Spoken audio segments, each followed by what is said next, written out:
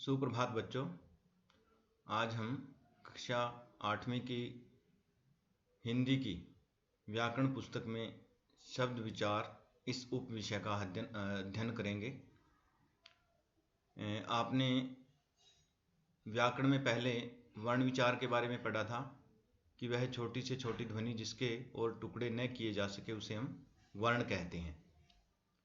इन्हीं वर्णों को जोड़कर शब्द बनते हैं।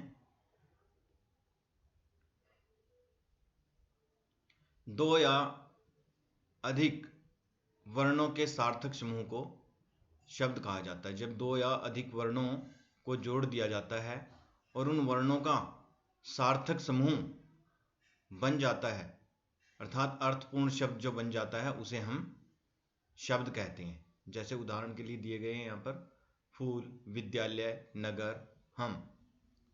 ये वर्णों को जोड़कर ये शब्द बनाए गए हैं और सभी कोई न कोई अर्थ दे रहे हैं। इसलिए वर्णों के इन सार्थक समूह को हम शब्द कहते हैं। और अनेक शब्दों से मिलकर एक शब्दकोश बनता है, जिसे अंग्रेजी में डिक्शनरी भी कहते हैं। तो भाषा में प्रयोग किए जाने वाले अनेक प्रकार के शब्दों के समुदाय को या समूह को शब्द भंडार कहा जाता है। तो इन शब्दों को या शब्द विचार को वर्गीकरण के आधार पर अनेक भागों में बांटा गया है। श्रोत्र या इतिहास के आधार पर, इसे हम ये भी कहते हैं कि उत्पत्ति के आधार पर इसे दूसरा नाम दिया गया है। श्रोत्र या इतिहास के आधार पर भी कह सकते हैं, या फिर उत्पत्ति के आधार पर भी इसे हम कह सकते हैं। फिर रचना के आधार पर, या रचना या बनावट के आधार पर, फिर प्रयोग के आधार पर। तो यहाँ व्याकरणिक प्रकार्य जो अलग दे दिया गया है, जबकि प्रयोग और व्याकरणिक प्रकार है जो एक ही है। प्रयोग या व्याकरणिक इकाई के आधार पर, इसे अलग न मानकर एक ही समझें। प्रयोग या व्याकरणिक इकाई के आधार पर शब्द भेद। और फिर अर्थ के आधार पर इसमें एक और वर्गीकरण आता है जो दिया नहीं गया है, अर्थ की अनेकता के आधार पर। अर्थ की अनेकता के आधार पर। तो उत्पत्ति के आधार पर शब्द 5 प्रकार के होते हैं: तत्सम, तद्भव, देशज, विदेशी और संकर शब्द। रचना के आधार पर या बनावट के आधार पर शब्द 3 प्रकार के होते हैं: रूढ़, यौगिक, योग रूढ़। प्रयोग के आधार पर या व्याकरणिक इकाई के आधार पर शब्द है जो वो 2 प्रकार के होते हैं: विकारी और अविकारी। अर्थ के आधार पर भी शब्द 2 प्रकार के होते हैं: सार्थक और निरर्थक। लेकिन अर्थ की अनेकता के आधार पर शब्द कई प्रकार के होते हैं: पर्यायवाची, विलोमार्थी, एकार्थी, अनेकार्थी, समरूपी, भिन्नार्थक शब्द। तो सबसे पहले श्रोत्र या इतिहास के आधार पर, जिसे उत्पत्ति के आधार पर भी कहा जाता है। उत्पत्ति के आधार पर शब्द है जो वो 5 प्रकार के होते हैं: तत्सम, तद्भव, देशज, विदेशी और संकर शब्द। तो सबसे पहले तत्सम शब्द है। तत्सम शब्द है जो वो 2 शब्दों से मिलकर बना है। तत्सम, जिसका अर्थ होता है, तत् का मतलब होता है उसके, और सम का अर्थ होता है समान। यानी जो शब्द संस्कृत से हिंदी में बिना किसी परिवर्तन के, बिना किसी बदलाव के प्रयोग किए जाते हैं, वो तत्सम शब्द कहलाते हैं। जैसे अंधकार, कोष्ठ, ग्राम, उज्ज्वल, ये शब्द संस्कृत से बिना किसी बदलाव के हिंदी भाषा में लिए गए हैं। इनका ऐसे ही प्रयोग किया जाता है। तद्भव शब्द, तद्भव शब्द का अर्थ है परिवर्तित, अर्थात जो शब्द संस्कृत से परिवर्तित होकर, बदलकर हिंदी भाषा में प्रयोग किए गए हैं, उन्हें हम तद्भव शब्द कहते हैं। जैसे संस्कृत में दंत लिखा जाता है, लेकिन हिंदी में आकर उसका रूप दांत हो गया। संस्कृत में निद्रा शब्द को, संस्कृत के निद्रा शब्द को हिंदी में नींद कहा जाता है। तो यहाँ पर अनेक तत्सम, तद्भव शब्द दिए गए हैं, जिन्हें आपने अच्छे से पढ़ना है। शब्द, हमारी अनेक स्थानीय भाषाएं हैं। हमारे राज्य की, सभी राज्यों की भाषाओं में थोड़ा थोड़ा परिवर्तन है। ग्रामीण भाषाएं, गांव के अंतर्गत आने वाली जो भाषाएं, स्थानीय भाषाएं, कुछ ऐसी भाषाएं कुछ ऐसी स्थानीय भाषाएं जिनके शब्दों का प्रयोग मानक हिंदी में किया जाता है, ऐसे शब्दों को हम देशीय शब्द कहते हैं। स्थानीय भाषाओं से जो शब्द हिंदी भाषा में लिए गए हैं देशीय शब्द कहलाते हैं। जैसे झाड़ू, पगड़ी, लोटा, टांग, खिड़की, इस प्रकार के अनेक शब्द हैं जो देसी भाषा से हिंदी भाषा में प्रयोग किए गए हैं, वो देशीय शब्द कहलाते हैं। विदेशी शब्द, अनेक विदेशी भाषाओं के शब्द यानी दूसरे देश की भाषाओं से भी कुछ शब्द हिंदी में लिए गए हैं जिन्हें विदेशी शब्द कहा जाता है। जैसे अरबी फारसी के, अंग्रेजी भाषा के, चीनी, जापानी, फ्रांसीसी आदि भाषाओं के शब्द हैं जो वो हमारी हिंदी भाषा में प्रयोग किए जाते हैं। जैसे अंग्रेजी भाषा के यहाँ उदाहरण दिए गए हैं। कॉलेज, मशीन, पार्टी, डायरी अंग्रेजी भाषा के शब्द हैं। पुलिस भी अंग्रेजी भाषा का शब्द है। अरबी फारसी में जैसे अल्लाह, कागज, कैदी, बाजार, इस तरह के शब्द। पुर्तगाली भाषा में जैसे बाल्टी, साबुन, गोदाम, कप्तान, ये पुर्तगाली भाषा के शब्द हैं। फ्रांसीसी भाषा में जैसे काजू, कारतूस, और चीनी भाषा के शब्द चाय, लीची। इन सभी शब्दों का हिंदी भाषा में प्रयोग किया जाता है। ये विदेशी भाषाओं से आए हैं, इसलिए विदेशी शब्द कहलाते हैं। संकर शब्द, संकर शब्द उन्हें कहते हैं जो दो भिन्न भिन्न भाषाओं के मेल से बनते हैं। जैसे यहां पर कुछ शब्द दिए गए हैं।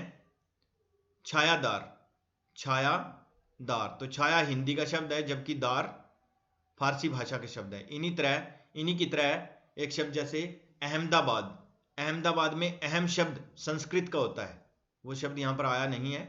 अहमदाबाद अहम संस्कृत का होता है, दा अंग्रेजी भाषा का शब्द है और बाद है जो हिंदी भाषा का शब्द है। ऐसे ही वर्षगांठ शब्द में वर्ष और गांठ, वर्ष संस्कृत भाषा का है और गांठ हिंदी भाषा का है। तो इसी प्रकार तहसीलदार में तहसील है जो अरबी भाषा का शब्द है और दार है जो फ्रांसीसी भाषा का शब्द है। तो ऐसे शब्द जो दो विभिन्न भाषाओं के मेल से बनते हैं संकर शब्द कहलाते हैं। रचना या बनावट के आधार पर शब्द है जो वो तीन प्रकार के होते हैं। रूढ़, यौगिक, योग रूढ़। रूढ़ शब्द वो होते हैं ऐसे शब्द जिनको तोड़ने पर कोई भी अर्थ नहीं निकलता। जैसे पंकज है, देवदूत है, इनको तोड़ने पर इनका कोई अर्थ नहीं निकलता। फिर यौगिक शब्द आता है, यहां दिया नहीं गया। यौगिक शब्द आता है, यौगिक शब्द वो होता है जो दो शब्दों के मेल से बनता है और दोनों के अलग अलग अर्थ निकलते हैं, वो यौगिक शब्द होते हैं। जैसे विद्यालय, विद्या का अर्थ अलग है और आल्य का अर्थ अलग निकलता है। तीसरा इसमें योगरूढ़ शब्द है। योगरूढ़ शब्द वो होते हैं जो दो शब्दों के मेल से तो बनते हैं लेकिन साधारण अर्थ की बजाय किसी विशेष अर्थ को प्रकट करते हैं। जैसे गजानन, गजानन गज और आनंद दो शब्दों के मेल से बना है। गज का अर्थ है हाथी और आनंद का अर्थ है मुख, हाथी है मुख जिसका, तो ये तो इसका साधारण अर्थ हो गया। लेकिन विशेष अर्थ में इस शब्द का प्रयोग गणेश जी के लिए किया जाता है। जैसे नीलकंठ, नील नीला, कंठ गला, नीला गला है जिसका, नीला कंठ है जिसका, तो ये इसका सामान्य अर्थ हो गया। लेकिन विशेष अर्थ में मोर के लिए भी इस शब्द का प्रयोग किया जाता है और भगवान शंकर के लिए, शिव के लिए भी इस शब्द का प्रयोग किया जाता है। तो जो साधारण अर्थ की बजाय विशेष अर्थ के लिए प्रयोग किए जाएं उनको हम योगरूढ़ शब्द कहते हैं।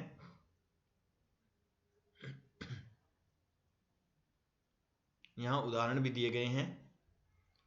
फिर व्याकरणिक इकाई के आधार पर या प्रयोग के आधार पर शब्द है जो वो दो प्रकार के होते हैं, विकारी और अविकारी। विकारी वो होते हैं जिनमें विकार उत्पन्न होता है और अविकारी भी होते हैं जिनमें कोई विकार उत्पन्न नहीं होता है। अविकारी शब्दों को अव्यय के नाम से पुकारा गया। तो सबसे पहले हम विकारी शब्द देखते हैं।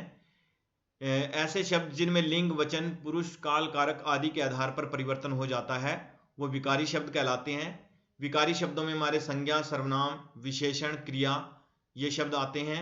लेकिन अविकारी शब्द जिनमें लिंग, वचन, पुरुष, काल, कारक आदि के आधार पर कोई भी परिवर्तन नहीं होता वे अविकारी शब्द कहलाते हैं। अविकारी शब्दों को अव्यय कहकर भी पुकारा गया है।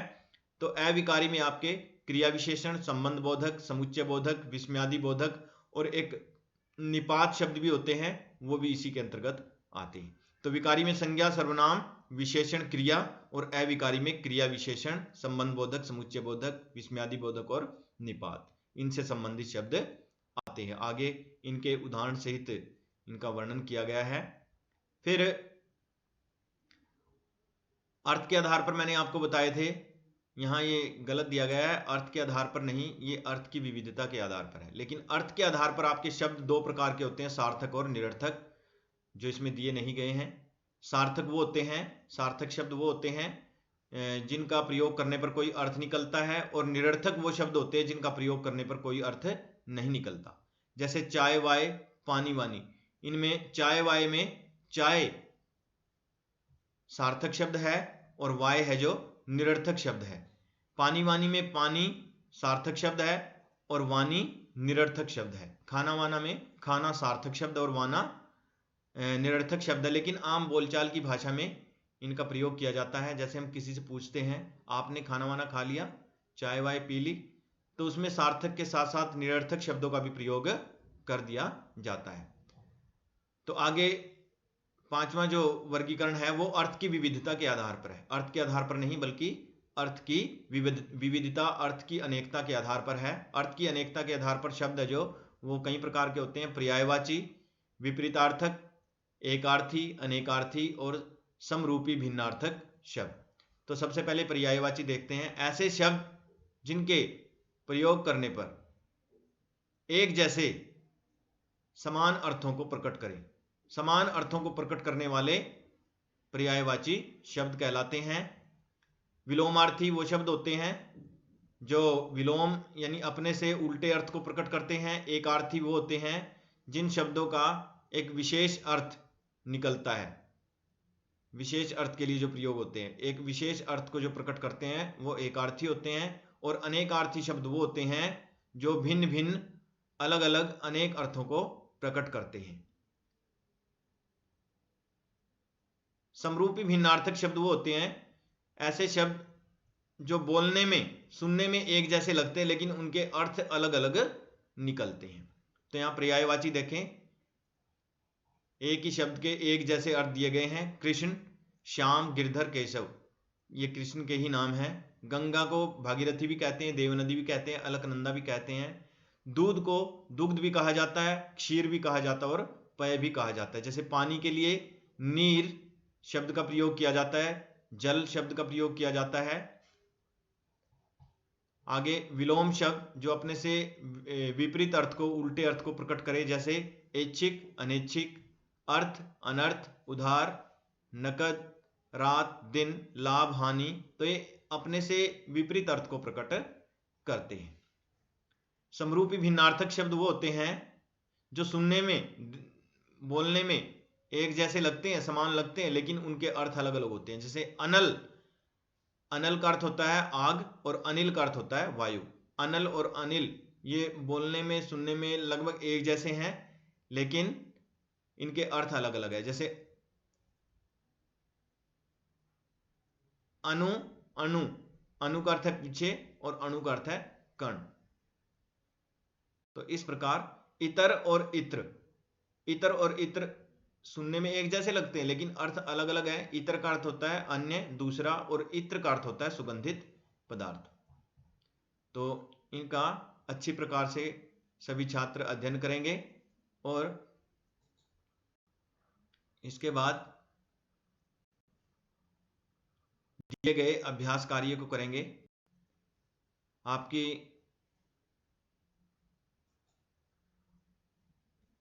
यहां पर अभ्यास कार्य दिया गया है, इन अभ्यास कार्यों को अपनी उत्तर पुस्तिका में लिखेंगे